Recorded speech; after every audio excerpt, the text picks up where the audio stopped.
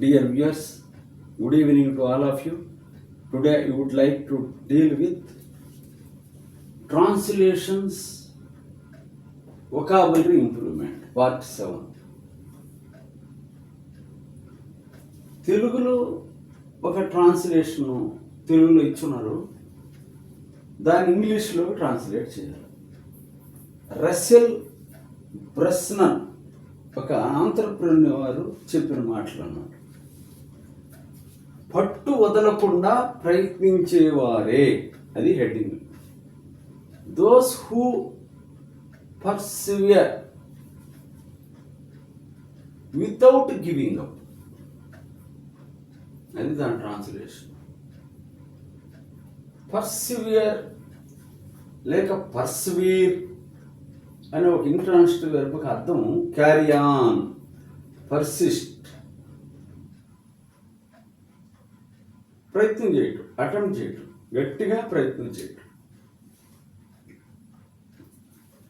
సమాజంలో తెలివైన వారు, వేగంగా పనిచేసేవారు, ప్రతిభావంతులు, సాదాసీదా వ్యక్తులు, ఇలా అందరూ ఉంటారు. అయితే వారిలో ఉన్నతంగా ఎదిగేవారు ఎవరో తెలుసా? దీర్ఘకాలం పట్టు వదలకుండా ఇతరుల కంటే ఎక్కువ ప్రయత్నించేవారే. There are all kinds of people in society. Intelligent people, fast workers, talented individuals and ordinary people. But do you know who among them reaches the pinnacle of success, rises to the top? And those who persevere without giving up and continue to put in more effort than others for a long time. ఇక్కడే long time అని వస్తుంది, అయినా stress కోసం for a long time. ఇలా చాలా సింపుల్గా ఇచ్చారు, చాలా ఆలోచిస్తే చాలా అర్థం ఉంది అందులో. ఇక్కడ కొన్ని కొత్త పదాలు వాడే చూడండి.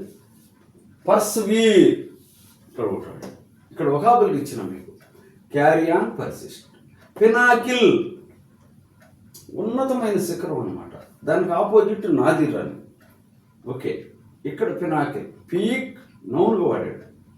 టాప్, జెనిత్, నెత్తిన ఎత్తుగా, ఇక్కడి నుంచి అంత ఎత్తు, మ్యాక్సిమం ఎత్తు అనమాట పైన, దాన్ని జెనిత్ అంటారు. సమ్మిట్ అన్న, హైట్ అన్న, అపెక్స్ అన్న, ఆక్మీ అన్న, క్లైమాక్స్ అన్న, పినాకిలేనే అర్థం.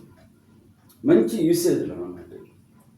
కొత్త పదాలు, చిన్న దాంట్లోనే కొత్త పదాలు ఉపయోగపడతాయి. ఇవన్నీ